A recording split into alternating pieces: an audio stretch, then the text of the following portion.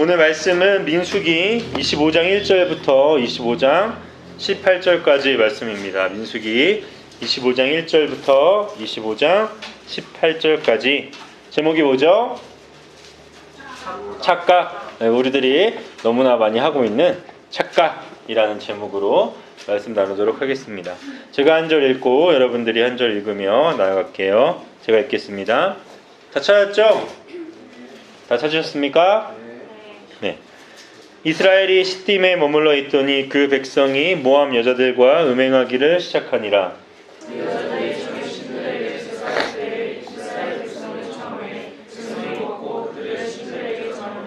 이스라엘이 바알부올에게 가담한지라 여호와께서 이스라엘에게 진노하시니라.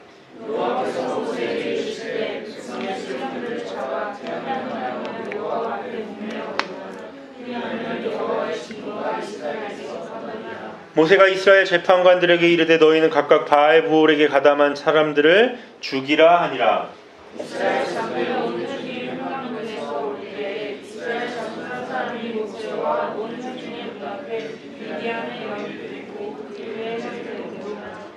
제사장 아론의 손자 엘르아살의 아들 비느하스가 보고 회중 가운데서 일어나 손에 창을 들고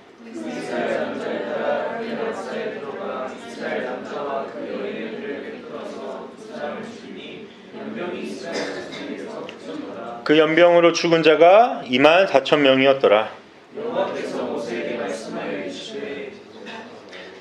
제사장 아론의 손자 엘르아살의 아들 비느하스가 내 질투심으로 질투하여 이스라엘 자손 중에서 내 노를 돌이켜서 내 질투심으로 그들을 소멸하지 않게 하였도다.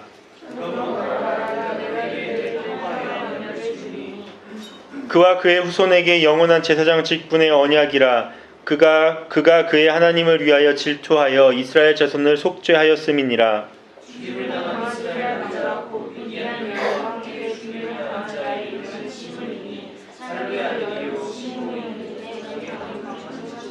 죽임을 당한 미디안 여인의 이름은 고스비이니 수르의 딸이라. 수르는 미디안 백성의 한 조상의 가문의 수령이었더라.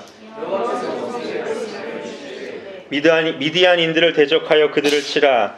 이는 그들이 속임수로 너희를 대적하여 부올의 일과 미디안 지휘관의 딸 곧 부올의 일로 연병이 일어난 날에 죽임을 당한 그들의 자매 고스비의 사건으로 너희를 유혹하였음이니라. 아멘. 오늘의 제목은 착각입니다. 착각.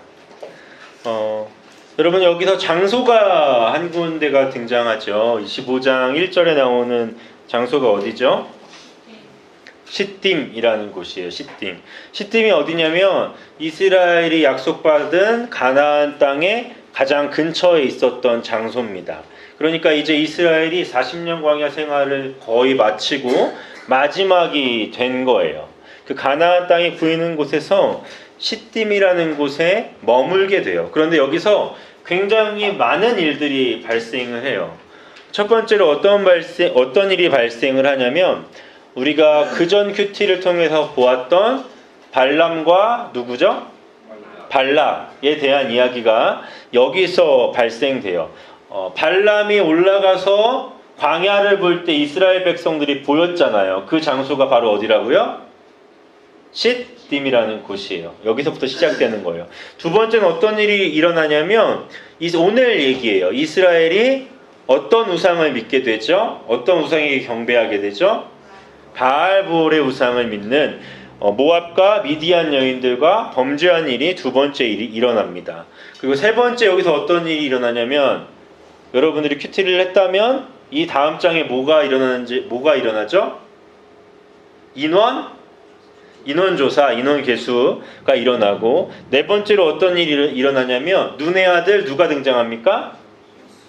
눈의 아들 여호수아가 등장해요. 여호수아가 후계자로 선발이 돼요. 그리고 다섯 번째로 오늘 전쟁하라고 했던 미디안과의 전쟁이 일어나고 여섯 번째는 뭐냐면 이스라엘 12지파 중에 르우벤과 gad과 므낫세 반지파가 우리는 가나안 땅으로 들어가지 않고 이 땅들을 차지하겠다 말한 것이 여기서 일어나요. 그리고 마지막으로 가나안 땅으로 또 정탐꾼을 보내는 일이 이 시딤에서 일어나요. 많은 일들이 일어나죠. 다 기억하실 필요는 없어요. 이곳에서 이렇게 많은 일들이 일어났다는 건 결국 뭘 의미하는 겁니까? 여기서 뭐 이런 많은 일들이 일어났어. 그러면 상대적으로 이스라엘이 어디에 많이 머물렀다? 이 시딤이라는 곳에 많이 머물렀다라는 의미가 있다는 걸 여러분 기억하셔야 돼요. 뭘 기억하라고요? 이스라엘 백성이 어디 많이 머물렀다? 이 시딤이라는 장소에 많이 머물렀다라는 거예요. 그런데 이 시딤에 머무르는 시간이 조금 지나자 이스라엘이 범죄하는 사건이 오늘 25장에서 일어납니다. 이스라엘이 어떤 죄를 지었습니까? 어떤 죄를 지었죠? 어떤 죄를 지었어요? 1절에 나오잖아요. 뭐라고 써 있습니까? 모압 여자들과 음행하기를 시작한다 라고 써 있어요. 여러분, 이스라엘이 시딤에서 머무는 시간은 누가 허락하신 걸까요? 여러분, 눈앞에 목적지가 있어요. 어떤 거냐면 여러분들은 그 명절 때 시골 내려가 보신 분들 계신가요? 명절 때 시골 내려가 보셨다. 손, 나 명절에 시골 내려가 봤다. 여러분, 명절 때 시골을 내려갈 때 가장 안 들리는 휴게소가 있어요. 어떤 휴게소일까요? 네? 휴게소에 들려서 막 우동도 먹고 쉬기도 하잖아요. 근데 명절 때 가장 안 들리는 휴게소가 있어요. 어딜까요? 그렇죠. 내가 도착하는 곳에서 바로 전 휴게소요. 거기는 들어가요, 안 들어가요? 정말 그 용무가 급하지 않는 이상은 안 들어가요. 왜요? 다 왔으니까 이제 내가 원하고 바랬던 그 고향에 가기만 하면 되니까 거기를 들어갈 이유가 있어요, 없어요? 없어요. 없단 말이에요. 여러분, 이스라엘이 40년의 광야 생활을 걷다가 가나안에서 가장 가까운 거리에 있는 시딤이라는 곳에 머물렀어요. 여러분, 들어가고 싶었을까요? 들어가고 싶지 않았을까요? 당연히 들어가고 싶었죠. 그런데 왜 이들이 여기 머물까요? 하나님이 들어가라는 말을 하지 않으셨어요. 그래서 이곳에 머물기 시작했어요. 하루가 지나고 이틀이 지나고 3일이 지나고 계속 시간이 지나자 이스라엘은 하나님을 바라보는 것이 아니라 뭘 바라보기 시작했어요? 우상, 이방의 여인들을 바라보기 시작했어요. 여러분, 머무름의 시간은 우리에게 두 가지를 제공합니다. 첫째는 뭘까요? 하나님과 교제할 수 있는 시간을 줘요. 머무르는 시간. 우리가 하나님 앞에서 조금 지루하지만 개인적인 시간을 갖는 이 시간은 하나님과 교제의 시간이 될 수도 있고요. 또 다른 한편으로는 어떤 시간이 될 수도 있습니까? 하나님 앞에서 죄를 짓는 시간이 될 수도 있다라는 거예요. 여러분, 이스라엘이 시딤에 머무르면서 했어야 하는 것은 무엇입니까? 하나님께 물어보는 거였어요. 하나님, 우리가 왜 여기에 머물러야 합니까? 하나님, 우리가 왜 가나안을 앞두고 여기서 시간을 보내야 할까요를 물어봤어야 됐어요. 그런데 이스라엘은 그것을 물어보지 않고 시간의 지나감에 따라 그들의 신앙이 약해지고 하나님을 바라볼 수 없게 되자 누구를 보게 됩니까? 우상을 바라보게 되고 이방의 여인들을 바라보게 돼요. 여러분, 우리가 오늘의 제목처럼 하고 있는 착각이 어떤 거냐면 은혜의 시간이 지나간 뒤에 우린 안전할 거라는 착각이에요. 은혜의 시간을 우리가 보내요. 하나님 앞에서 은혜의 시간들을 이렇게 보내고 있어요. 하나님을 믿게 됐어요. 하나님을 따르게 됐어요.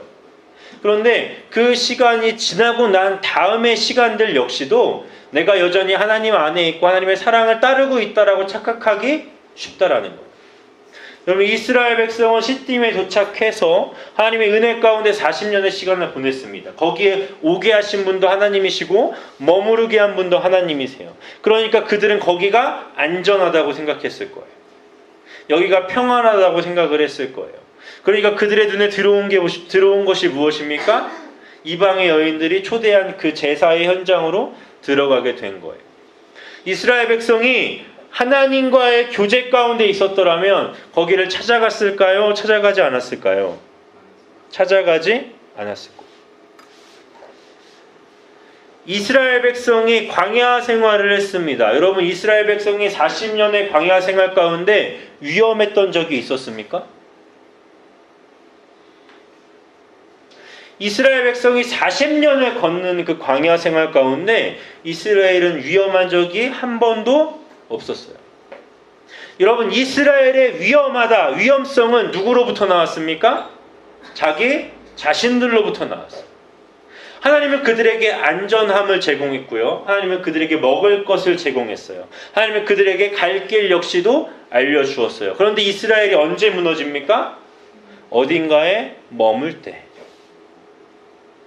어딘가에 머물 때. 목이 말라 잠시 멈춰섰을 때 그들은 여지없이 하나님에게 불평했어요. 이스라엘에게 대적이 나왔을 때 그들은 여지없이 불평했고, 이스라엘보다 강한 강대국 앞에 그들이 섰을 때 그들은 하나님 앞에, 모세 앞에, 아론 앞에 불평했어요. 이스라엘을 위험하게 하는 것은 무엇입니까? 그들 자신이었어요.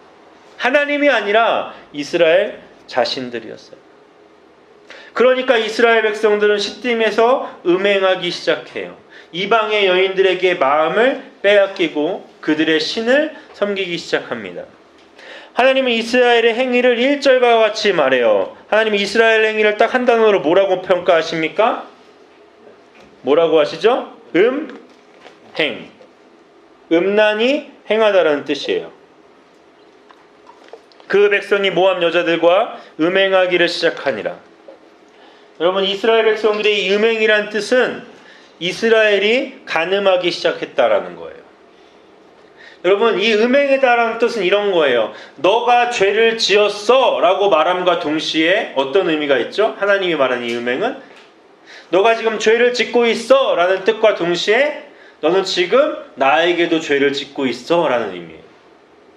이 음행이란 뜻은 관계적인 죄예요. 내가 어떤 물건을 훔치고 이 문제가 아니라 너와 나와의 뭐가 깨지고 있다라는 거죠? 관계가 깨지고 있어. 너와 나와 사랑했던 것이 깨지고 있어 라고 말하고 있는 거예요. 사랑하는 사람이 다른 사람과 사랑하게 되는 것. 여러분, 이것이 얼마나 마음이 아픈 일인지 모르시죠? 겪어보시지 않으셨잖아요. 그렇죠? 내가 사랑하는 사람이 바람핀 적이 없으시잖아요. 아직 사랑을 시작을 안 해보셔서 그럴지도 모르겠지만, 여러분, 이 일들이 비일비재하게 일어나는 곳이 한국에 딱 한 군데가 있어요. 어딜까요? 사랑하는 사람이 다른 사람을 사랑하게 되는 유명한 곳이 있어요. 어딘지 아십니까? 응? 강남? 영어 정말 내가 생각하지도 않았던 대답들이 나와요. 강남. 어딜까요? 내가 사랑했던 사람이 남을 너무 잘 사랑하게 되는 곳이 있어요. 어디예요? 군대죠, 군대. 여러분, 군대에서 이걸 두고 어떻게 말합니까? 고무신을 거꾸로 신었다는 말이 있을 정도로. 여러분, 진짜 저는 정말 이 끔찍한 사진을 본 적이 있어요. 제 후임이 굉장히 이쁜 여자친구를 사귀고 있었거든요. 다 부러워했어요. 모든 부대원들이 막 부러워하고, 야, 한 번만 그 친구들 좀 소개시켜주라고 할 정도로 막 부러워해요. 근데 어느 날 예쁜 이따만한 선물과 동시에 사진 한 장이 온 거예요. 그래서 너무 예쁘다. 그런데 모든 부대원들이 기겁을 했던 사진이에요. 진짜 고무신을 거꾸로 신은 사진을 보냈더라고요. 그 사진, 그러니까 나는 지금 너에게 뭐가 떠났다? 마음이 떠났다는 사진을 진짜 보냈어요. 그래서 정말 소름이 끼치더라고요. 그 사진을 본 순간 그 후임이 아무 말도 없이 밖으로 나갔어요. 우리는 아무 말도 해줄 수가 없었고, 그 싸준 과자들을 먹었죠. 거기에 모이고 앉아서 어째 저럴 줄 알았어. 왜 다들 겪었던 일들이니까. 여러분, 고무신 거꾸로 왜 신어요? 군대 간 사람한테? 왜 신어요? 뭐가 제일 안 되기 때문에 고무신을 거꾸로 신을까요? 연락이 안 되기 때문이죠. 매일 보던 사람이 보지 않게 되니까, 연락이 안 되니까 너무 답답한 마음이 드는 거예요. 여러분, 눈이 멀어지면 모두 멀어져요? 잠깐 미안해. 너를 향해 하는 말은 아니야. 한국 여자친구가 생겼지만 너를 향해 하는 말은 아니에요. 눈이 멀어지면 모두 멀어져요? 마음도 멀어져요. 당연한 거예요, 아니에요? 사실은 당연한 거예요. 왜요? 보던 사람이 멀어지면 당연히 마음도 멀어질 수밖에 없는 것이 우리들의 사람이 하는 사랑의 관계죠. 그러니까 이스라엘도 어떤 거예요? 시딤이라는 곳에 머무는데 자꾸 하나님이 얘기를 안 해주시는 거야. 어디로 가라고 얘기도 안 해주시고 어떤 이상한 이적들도 일어나지 않는 거죠. 그러니까 이스라엘 마음에 뭐가 싹트기 시작했을까요? 불안함이 싹튼 거예요. 이런 동일한 이스라엘이 범죄했던 일이 있어요. 뭐죠? 모세가 시내산에서 뭘 받을 때? 십계명과 언약을 받을 때. 여러분, 모세가 산으로 막 올라갔어요. 그리고 40일이 넘도록 내려오질 않아. 이스라엘 마음 가운데 어떤 부담감, 불안함이 있어요?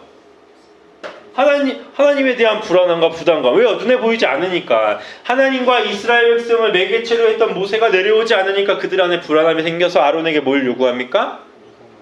금, 송아지를 요구해요. 인간의 한계예요.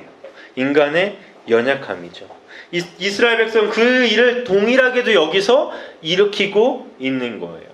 하나님과 결혼했음에도 불구하고 하나님과 언약을 맺었음에도 불구하고 그들은 다시 한번 바알부올, 이방의 신에게로 예배하고 경배하며 이방의 여인들과 관계를 맺게 되는 것. 이게 바로 뭐라고요? 음행이자 죄라는 거예요. 여러분, 죄는 2절과 같이 우리를 유혹해요. 2절 한번 읽어볼까요? 시작.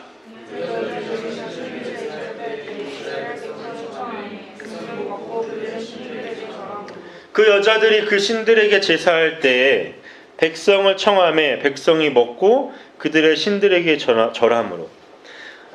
너무나 쉬운 발걸음이 시작됐어요. 너무나 쉬운 결단으로 하나님과의 관계는 급속도로 단절되어집니다. 죄는 시시각각 여러분들을 유혹하고 있어요. 그런데 그리 큰 게 아닌 걸로 유혹한단 말이에요. 이게 문제예요. 전도사님이 한국에 있을 때 우리 모든 가족은 우리 집만 빼놓고는 다 불교나 유교 집안이었어요. 그래서 제사를 시골을 가면 무조건 1년에 한 번씩 제사를 드렸었는데 전도사님이 전주 이씨예요. 왕가예요, 왕가. 전주 이씨. 물론 개인적으로는 아마 어디서 족보를 사지 않았을까. 조선시대 때 사지 않았을까. 왜요? 여러분, 우리나라의 양반은 사실 상위 한 20% 안에 드는 사람들이에요. 근데 여러분은 다 성에 무슨 이씨 다, 무슨 김씨 다 있죠. 그쵸? 다 족보가 있잖아요. 말이 돼요? 안 돼요? 안 돼. 원래 여기서 절반 이상은 쌍놈이었어요. 이해가 가요? 우리 절반은, 욕이 아니에요. 그 시대에 사람을 불러. 상놈. 너무 시읍시 발음이 셌나요? 상놈들이었어요. 뭐예요? 족보 없던 사람들이에요. 그런데 여러분, 나는 무슨 족보가 없다. 손 들어보세요. 다 있어. 어떻게 된 거예요? 다 샀어. 어디선가. 그러니까 여러분, 아무튼 전 전주 이씨예요. 그래서 가면 이렇게 무덤들이 막 쫙 있어요. 그러면 거기 가서 제사를 딱 드린단 말이에요. 그럼 온 식구들이 다 모이면 30명, 40명이 돼. 그럼 그 인원들이 다 음식을 이렇게 메고 막 제사 드리러 막 가. 근데 누구만 예수님을 믿는다고요? 우리 가족만 믿어요. 저는 그때 굉장히 불타오르는 신앙이 있었어요. 뭐 이런 쓸데없는 짓을 해. 이거 저러면 잘 되나? 뭐 이런 말도 안 되는 거야. 이건 이방이야. 이단에게 제산 이런 마음을 썼어요. 그래서 내가 이런 결단을 했지. 나는 결코 뭐 하지 않겠다? 절하지 않겠다. 그리고 뭐만 먹겠다? 제사밥만 먹겠다. 이런 마음을 가지고 있었어요. 그래서 모든 종친들이 쫙 서. 진짜 그 장관이에요. 돗자리가 쫙 깔리고 제사상이 딱 차려지고 어른들이 쫙 서요. 그리고 그 다음에 저희 어린애들이 쫙 쓴단 말이에요. 그래서 우리 아빠가 딱 내 앞에 쓴 거야. 그래서 나는 안 해야지. 그래서 갑자기 자, 제사하면서 이렇게 딱 저를 쫙 하는 거야. 근데 누가 해? 내 앞에 있던 아빠가 하는 거야.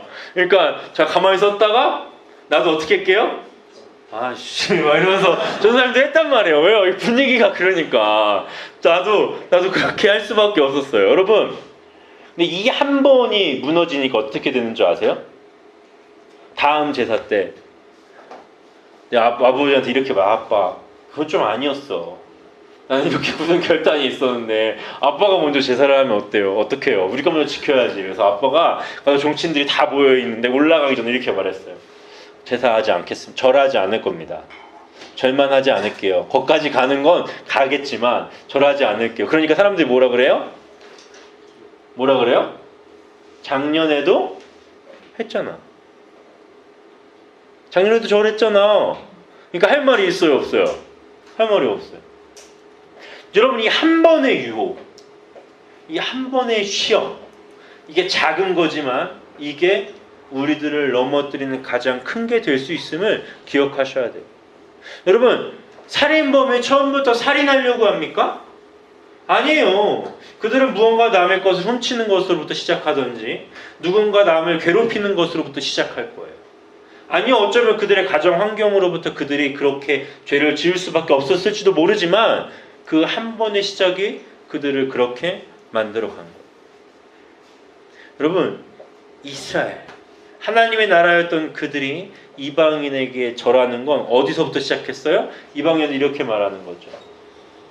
제사 드리는데 밥이나 먹으러 와. 제사 드리는데 그냥 옆에 한번 와봐. 우리는 축제야, 파티야. 한번 오지 않을래? 우리들에게도 있잖아요, 여러분들. 이 축제와 파티 문화가 멕시코에 있잖아요, 그렇죠? 여러분도 어떤 마음으로 갑니까? 어떤 마음으로 가요? 난 가서 술 안 먹어야지. 털레 가죠. 그런 다음에 이제 어떻게 해요? 친구들이 막 한 잔씩 하잖아요, 그렇죠? 안 가면서 몰라. 어떤 분위기인지 모르겠어요. 근데 여러분, 그것을 거부하기가 쉽습니까? 어렵습니까? 쉬워요, 어려워요? 나이가 좀 든 애들한테 물어봐야 돼요. 쉽니, 어렵니?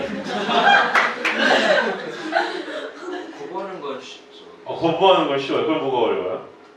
이제 사람마다 다른데 네. 좀 괴롭히는 사람이 있어요. 안 먹으면 괴롭히는 사람이 있어요. 그럼 어떻게 해요? 일단 보고 빠져야죠. 그래서 요즘엔 안 드십니까? 그렇구나. 영우한테 확인해야 되는데. 안 먹어요? 어쩔 땐 먹고. 어쩔 때 먹어요? 제가 뭐 매일 형한테 마시지 말라고 하니까 제가 또 체크하고 맨날 지는 착한 애고. 술 마셨는지 안 마셨는지 또 물어보고 하니까 부담감 때문에 부담감 때문에. 안 마시는 거. 너 때문에 안 마시는 거야, 그럼? 교만은 패방의 선봉이라 앞잡이라 주님이 하셨다. 야, 힘들겠다, 살아가기, 그치? 이래서 이렇게 형제와 남매가 사이가 좋을 수가 없어요. 서로에 대한 흠을 다 알고 있잖아요. 아무튼 이 한 번은 쉬워요, 어려워요? 너무나 쉬워요. 그런데 이 한 번의 쉬움 안에 들어가면 여기서 벗어나는 건 어려워지기 시작합니다. 어려워지기 시작해요. 여러분, 화투 치는 사람, 도박하는 사람, 손을 자르면 뭘로 친대요? 도박 치지 않으면 손을 자르면 뭘로 친대요? 너무 많이 갔어. 뭘로 친대요? 이거 어떻게 알고 있는 거지? 이 나이에? 중학교 1학년인데? 뭘로 친대요? 손을 자르면? 발로 친대, 발로. 발도 자르면 뭘로 친대요? 입으로 친대요. 여러분, 죄악의 사슬은 쉽다, 끊기가 쉽다, 어렵다? 너무나 어려워요. 너무나 어려워요. 다 공감할 거예요. 여기 있는 모든 사람이 공감해요. 왜요? 우리는 뭐니까? 죄인이잖아요. 우린 죄인이에요. 우리는 수많은 유혹 가운데 살아감을 인정해야 돼요. 어쩔 수 없어요. 우리가 살아가는 모든 상황과 환경은 죄 속에 살아갑니다. 그것들은 여러분들을 유혹해요. 그런데 문제는 뭔지 알아요? 여러분들은 그 유혹을 경계하지 않아요. 여러분들에게 수많은 유혹이 있는데 여러분들은 그것들을 너무나 쉽게 받아들여요. 여러분들을 유혹하는 것 중에 가장 쉬운 게 뭔지 아십니까? 컴퓨터죠. 일단 1순위는 컴퓨터 아닙니까? 아닌 사람들도 있겠지만 너 요즘 뭐 겜돌이라 그러던데? 재현아? 겜돌이. 이런 직접적으로 말하면 안 돼. 미니한테 그런 거 가르쳐주지 마. 아니야, 그거는. 여러분, 컴퓨터를 키면 어떤 유혹들이 우리에게 있죠? 한번 말해보세요. 어떤 유혹이 있습니까? 제 컴퓨터를 켰을 때 오는 유혹이 뭐예요? 에? 웹툰! 웹툰이 지향하는 건 폭력성과 폭력적인 것. 폭력적인 거 있잖아요, 웹툰에. 있어요, 없어요? 있죠. 그리고 또 약간 유혹하는 이런 이렇게 다 헐벗고 나오잖아, 그치? 웹툰도 그런 것도 있고. 너무 어려운 단어구나. 근데 그런 것도 있고. 나쁜 거 나쁘다고만 말하는 거 아니에요, 승수야. 그렇게 날 째려볼 필요는 없어. 너가 웹툰 좋아하는 거 아니까. 야, 컴퓨터가 유혹하는 웹툰 또 뭐가 있어요? 게임 또 뭐가 있어요? 웹툰 게임 또 솔직해집시다. 네? 야한 동요, 야동 또 뭐가 있어요? 왜요? 또 뭐 있어요? 날 유혹하는 거 게임, 웹툰, 음란 동영상 또 뭐 있습니까? 네? 쇼핑, 드라마 또 뭐 있어요? 유튜브 뭐 여러 가지가 있잖아요, 그렇죠? 여러분들의 시간들을 빼앗는 게 너무 많다, 적다? 너무 많아요. 그런데 컴퓨터는 요새 좀 양호한 편 아닙니까? 작은 여러분 내 손 안에 컴퓨터가 생겼잖아요. 뭐예요? 스마트폰이 생겼죠? 컴퓨터가 작아져서 들어왔어요. 여러분들에게 물어볼게요. 페이스북을 하는 게 죄라고 생각해 본 적 있으십니까? 그럼 인스타그램을 하는 게 죄라고 생각해 본 적 있으세요? 여러분 카톡을 하는 게 죄라고 생각해 본 적 있으세요?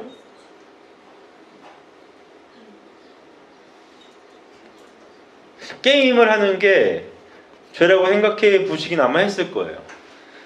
그리고 내가 시간이 있을 때 야한 것을 보거나 음란한 것을 보는 게 죄라고 생각해 본 적이 있으세요? 이렇게 물어볼 수 있죠. 페이스북 하는 게 죄예요? 인스타그램 하는 게 죄예요? 카톡 보내는 게 죄예요? 사람은 다 죄인이겠네요? 여러분은 이미 함정에 빠져 있죠. 사람은 다 뭐라고요? 죄인. 죄인인 자가 하는 건 죄가 나올 수밖에 없어요. 전사님 말은 뭐냐면 경계하지 않고 하면 여러분들은 죄에 빠질 수밖에 없다라는 거예요. 전사님 요즘 심각한 고민에 빠졌어요. 페이스북을 지울까 말까 좀 요즘 고민이 돼요. 왜냐면 제가 페이스북을 하는 이유는 딱 하나예요. 여러분들이 올리는 것들을 이게 보고 이제 잘 놀고 있구나. 나 연락은 하나도 없지만 한국에서 잘 처먹고 다니는구나. 이런 걸 알 수 있단 말이에요. 아무리 관심 없지만 지들끼리 잘 노네. 놀이동산도 가고 아주 잘 논다. 안심할 수 있어요. 이런 마음 서운할 때가 있지만 아무튼 그 이유 하나밖에 없는데 요즘 페이스북에 들어가기도 싫은 이유가 광고, 음란한 게 너무 많아. 보고 싶지 않은 게 너무 많이 보여. 그러니까 그런 걸 또 보면 내 안에 뭐가 또 꿈틀거려요? 내 안에 나도 죄성이 있어, 전사님도. 이렇게 되게 몸매가 좋다. 전사님 이렇게 이러고 있다고. 왜요? 페이스북에 동영상 이런 거 뻔하지 않아요? 여자 연애 춤추고 여인능 같은 거 보고 뻔해요. 심각한 좀 고민 속에 있어요. 왜냐면 이 설교를 준비하면서 전사님도 역시 그런 거에 대한 경계나 죄에 대한 깊은 생각들이 많이 엎어졌다는 걸 깨달아요. 카톡이 왜 죄냐고요? 카톡 갖고 1시간 하면 죄예요. 카톡 가지고 1시간 동안 이러고 있으면 죄라고요. 하나님이랑 카톡해요 하는 거 아니잖아요, 그렇죠? 시간을 쏟고 있다고요. 게임하는 게 죄냐고요? 게임하면서 여러분 마음과 정신이 팔려 있다면 죄예요. 죄라고요. 인스타그램이 왜 죄냐고요? 여러분들이 하는 문화의 본질을 꿰뚫어 보시길 간절히 소망합니다.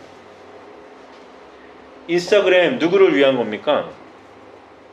누구를 위한 거예요? 나를 위한 거죠. 나를 위한. 페이스북 누구를 위한 겁니까? 나를 위한 거. 카카오톡 누구를 위한 겁니까? 나를 위한. 게임 누구를 위한 거예요? 나를 위한 거죠. 여러분이 경계해야 할 건 나를 위한 것들이 죄가 되고 있지 않나 돌아보시길 바라요. 여러분 이스라엘 백성이 제사를 초대받아서 간 건 누구를 위한 거예요? 나를 위한. 나를 위한. 여러분 그 당시에 카톡, 페이스북, 인스타그램이 없어서 그 사람들 거기 간 거예요. 이해가 가요? 우리는 이방 신들을 섬기는 게 아니잖아요 라고 감히 말할 수 있습니까? 여러분들은 스마트폰을 섬기지 않나요? 여러분들은 컴퓨터를 섬기지 않아요? 여러분, 이것 가운데 경계가 없어졌다면 우리는 심각한 상태예요. 이것들 가운데 자제력이 없어지고 있다면 우리는 심각한 거예요. 아무렇지도, 전도사님도 그래요. 아무렇지도 않게 그냥 시간이 있으면 제가 제일 여러분들 고백하는 것 중에 심각한 건 꼭 화장실 갈 때 핸드폰을 가져가요.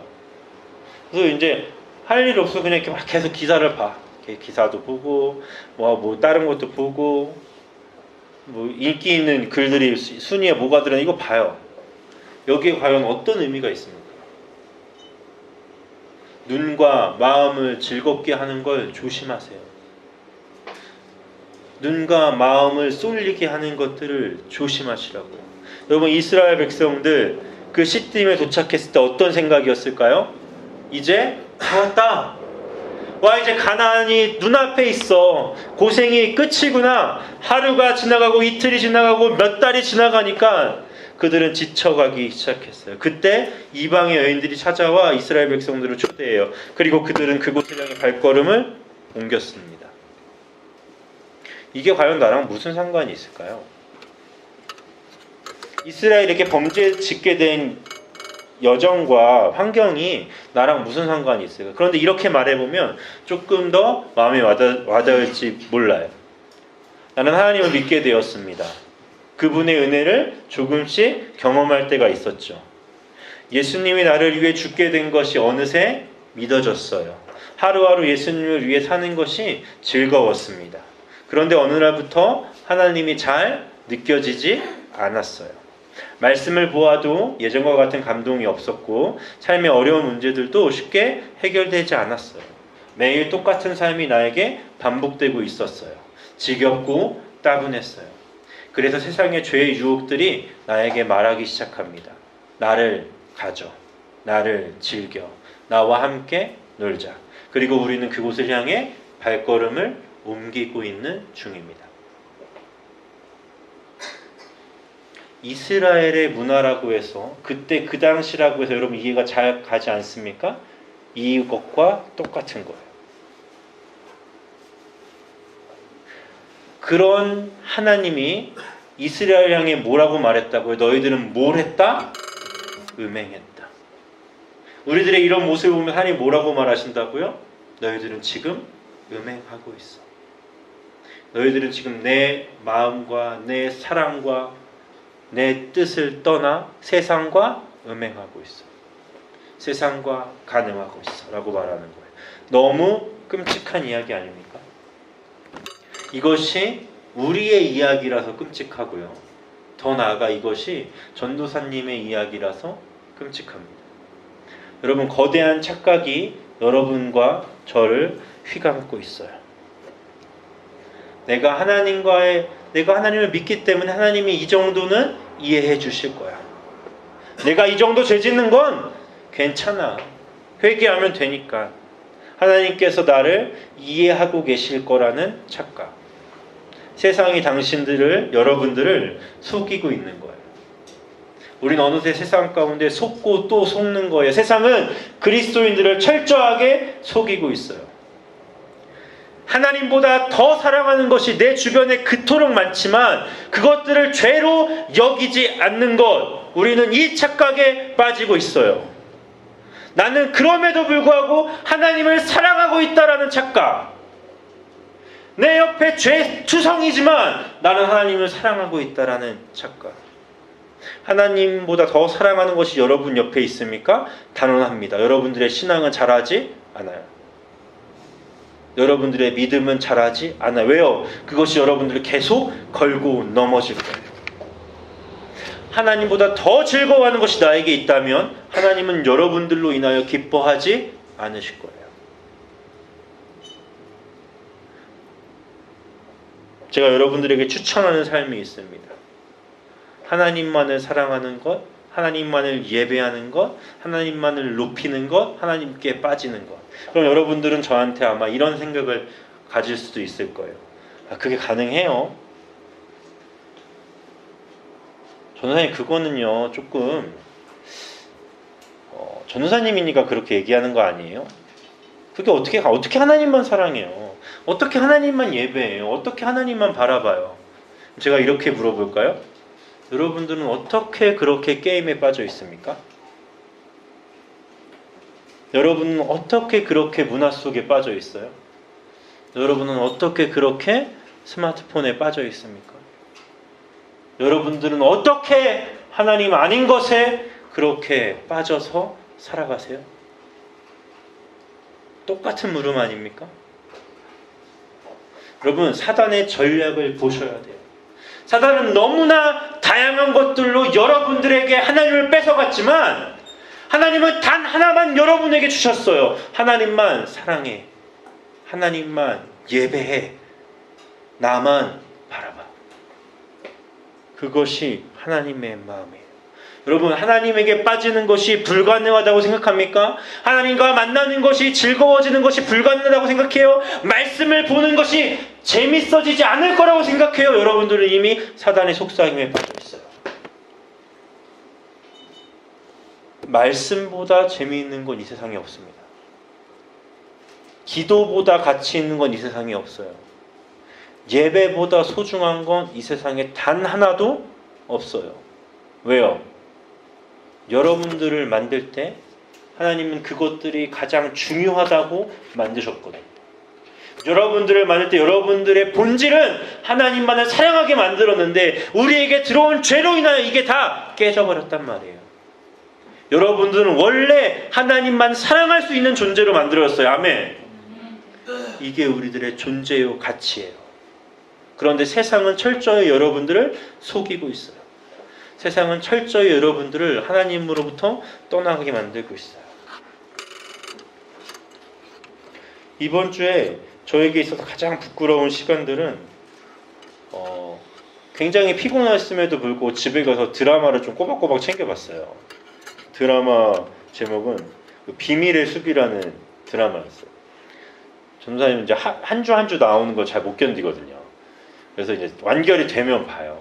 이게 16부작이더라고요. 굉장히 많죠. 그리고 한화가 굉장히 길어요. 한 1시간 반씩은 하는 것 같아요. 1시간 반. 조승우가 나오는 드라마였는데 아무리 피곤해도 집에 가서 한 편씩은 꼭 봤던 것 같아요. 심하면 2편씩. 그러면서 제가 이 말씀을 마주쳤을 때 많이 부끄럽더라고요. 내가 이 설교를 할 수 있을까? 나에게도 이런 마음이 있는데, 나에게도 세상 것들 가운데 이렇게 쉽게 빠져드는 마음이 있는데, 물론 내가 그 드라마를 보면서 하나님을 철저히 예배하고 경배했다면 부끄럽지 않았겠죠. 그런데 그게 안 되더라고요. 밤 막 새벽 3시까지 피곤해 죽겠는데 막 드라마를 보고 다음날 아침에 일어나서 삶이 제대로 돌아가지 않는 것들을 보면서 나도 역시 똑같은 인간이고 똑같이 죄인이구나. 그래서 다 지웠어요. 지우고 없애고 삭제하기 시작했어요. 여러분, 하나님만 사랑하는 것 가능합니다. 하나님만 예배하는 것 가능해요. 하나님만 경배하는 것 가능해요. 왜요? 우리가 그렇게 지어졌어요. 그런데 오늘 이 순간에도 여러분들을 유혹하는 사단의 손길과 유혹과 마음이 있을 거예요. 그것들을 잘 분별하시길 바랍니다. 스마트폰을 하지 말라는 얘기도 아니고 게임을 하지 말라는 얘기도 아니에요. 그런데 그것이 이미 내 삶 가운데 하나님을 예배하는 삶을 망가뜨리고 있다면 과감히 포기하세요. 못 끊을 것 같으면 나한테 와서 얘기해요. 방법을 알려줄게요. 34살까지 살다 보니까 여러분들이 당했던 유혹들은 다 당해봤고요. 어떻게 끊을지도 대충 알아요. 말했잖아요. 저는 컴퓨터를 갖다 버렸어요. 도저히 못 끊을 것 같아서 본체랑 키보드랑 다 해서 다 갖다 버렸어요. 그리고 아차 싶어서 나가봤더니 다 가져갔더라고요. 아차 싶었어요. 그냥 지우고 다른 방법을 구할 걸 다 내놨더니 다 가져갔더라고요. 그런데 그게 전 하나님의 은혜였다고 정말 한 5분도 안 돼서 나갔어요. 바로 없어졌더라고요. 옆집들을 의심하기 시작했죠. 누군가 훔쳐갔다. 찾아내고 싶다. 너도 다른 죄의 마음들이 나한테 오더라고. 그런 게 아니에요. 여러분, 하나님이 말했던 음행은 어떠한 변명으로도 용서될 수 있는 것이 아니었어요. 하나님이 이스라엘의 그런 행동을 음행이라고 얘기했어요. 그렇기 때문에 하나님은 굉장히 진노하십니다. 4절을 읽어볼까요? 시작. 여호와께서 모세에게 이르시되 백성의 수령들을 잡아 태양을 향하여 여호와 앞에 목매어 달라. 그리하면 여호와의 이스라엘에게서 떠나리라. 하나님이 뭐라고 하셨죠? 이스라엘의 수령들, 영어에서는 all 리더라고 나와요. 모든 수령을 목매어 죽이라고 해요. 그러니까 모세가 어떻게 합니까? 모세가 어떻게 해요? 하나님 말대로 행합니까? 아니에요. 모세는 어떻게 하죠? 모세가 어떻게 했어요? 네? 모세가 어떻게 했어요?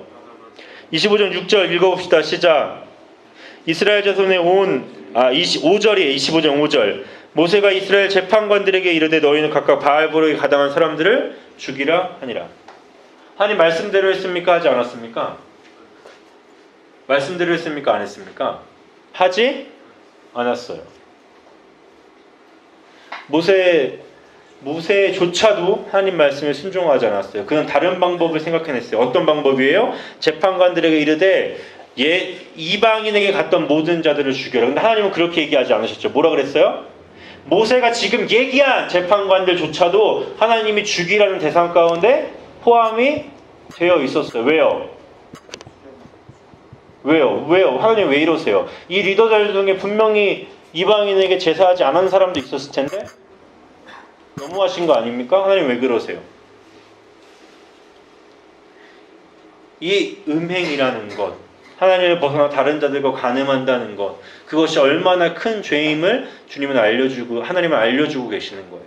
그리고 이 백성들을 제대로 다스리지 못한 책임을 묻고 계시는 거예요. 그런데 모세가 어떻게 합니까?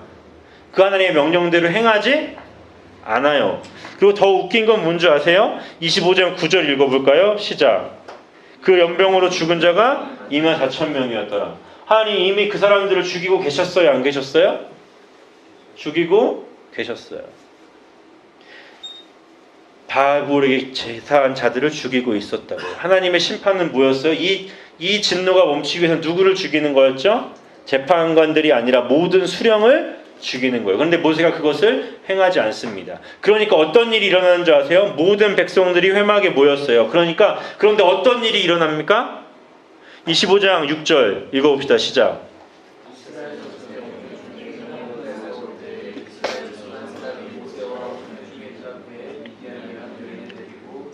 이스라엘 자손이 온 회중이 회막문에서 울 때에 다 같이 울고 있었어요. 왜요? 다 죽게 됐으니까.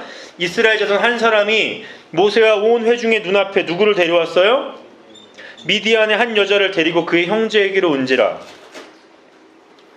그럼 이 장면은 정말 끔찍한 장면이에요.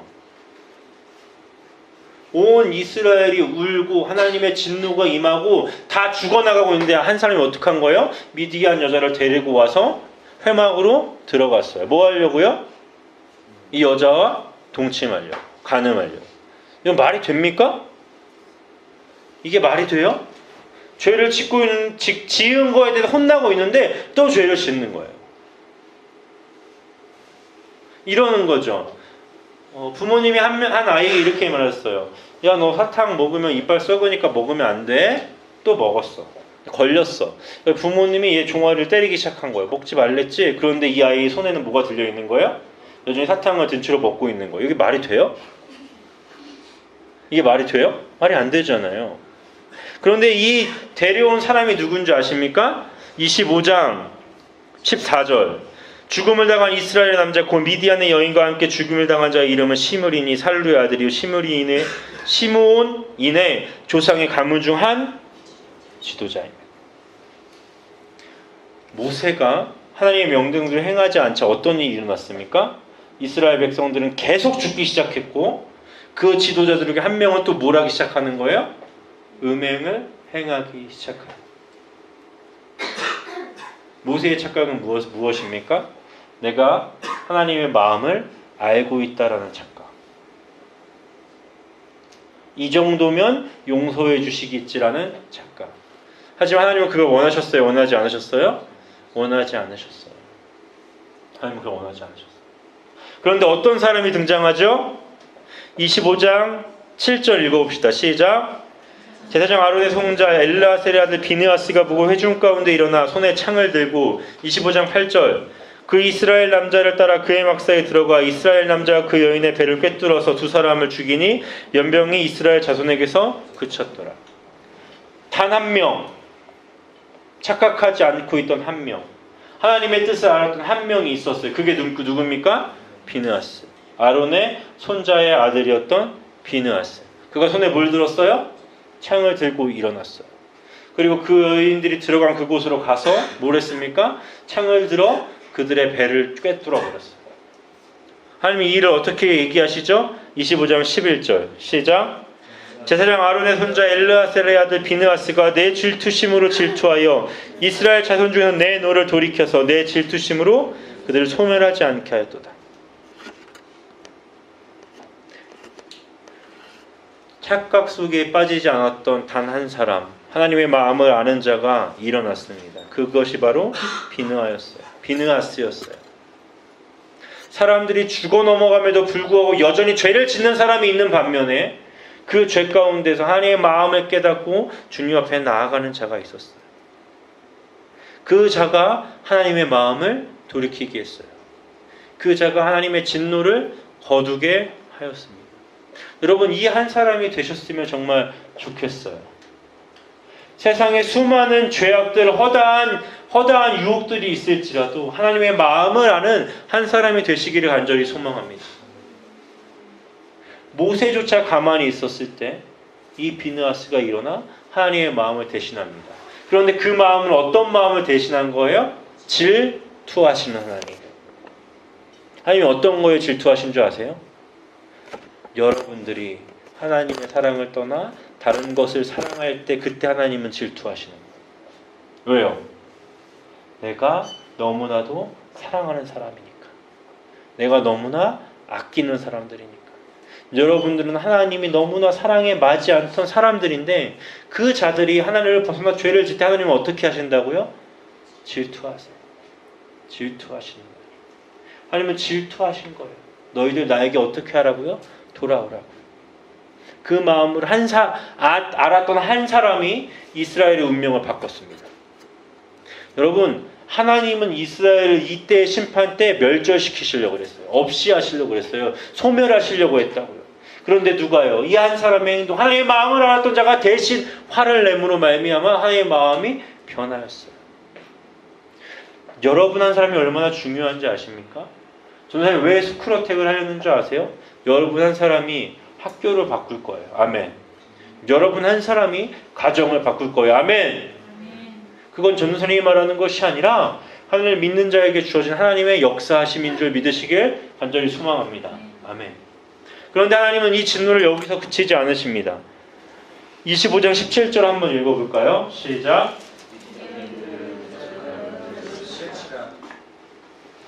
이스라엘을 유혹하였던 미디암을 향해 하나님은 진노를 바라십니다. 그들을 치라고 얘기하세요.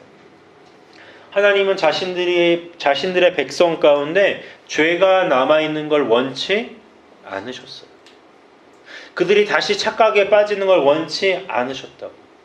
사랑하는 여러분들, 오늘의 제목은 착각입니다. 여러분들은 어떤 착각에 빠져 계세요?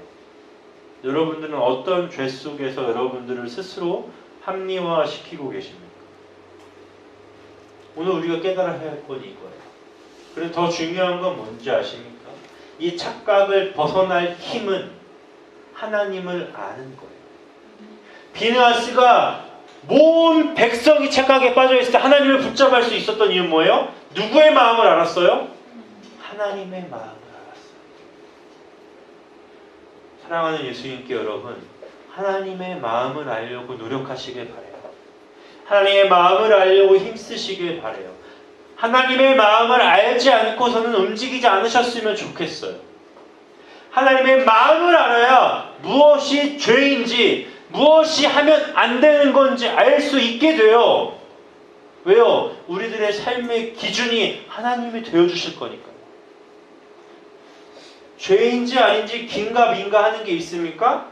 하나님께 물어보세요. 하나님, 이거 해도 될까요? 이 한마디라도 해보세요. 하나님, 제가 게임해도 될까요? 제가 웹툰 봐도 될까요? 하나님께 진솔하게 물어보세요. 마음을 다해 물어보세요. 그때 하나님의 마음, 하나님 반드시 여러분들에게 마음을 열어서 알게 하실 줄 믿습니다. 하나님은 책 속에만 있는 분이, 성경 안에만 있는 분이 아니에요. 어디에도 계시죠? 여러분들의 마음 안에. 여러분들의 곁에 계신 분이 그분이십니다. 여러분, 나에게 지금 어떠한 착각이 있더라도 괜찮아요. 하나님을 더 깊이 아는 여러분 되었으면 좋겠습니다. 모든 자들이 눈을 감고 있을 때 눈을 뜬 자가 되었으면 좋겠고, 모든 자들이 죄에 빠져서 그것이 죄인지조차도 모를 때 그것이 죄라 여기며 그곳에서 빠져나올 수 있는 저와 여러분 되었으면 좋겠습니다. 이것은 싸움이에요. 영적인 싸움이에요. 아까도 말했죠. 세상은 수많은 것들로 지금도 여러분들을 유혹하고 있어요. 여러분들을 끌어내리려고 하고 있다고. 그런데 여러분들 한 사람 한 사람 이 시대의 마지막 하나님의 사람이 되셨으면 좋겠습니다. 하나님을 따라가는 여러분들이 되었으면 좋겠어요. 그분의 마음을 알고 행하는 여러분들 되었으면 좋겠습니다. 아멘. 우리 시간 같이 기도할까요? 하나님, 우리에게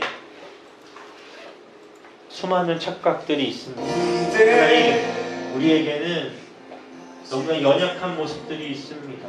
오늘 이 자리에 오기 전까지만 하더라도 남들이 알아서는 안 되는 죄악된 모습들이 나에게 있었습니다. 그러나 주님, 그 모든 것들을 해결하실 분 바로 이 자리에 계신 주님인 줄 믿습니다. 나의 착각의 눈을 열어주시옵소서.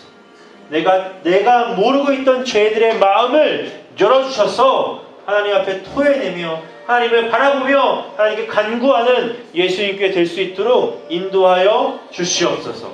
오늘 이 자리에 계신 그 하나님께 우리 간절히 기도하며 주 앞에 나아가겠습니다. 기도합시다.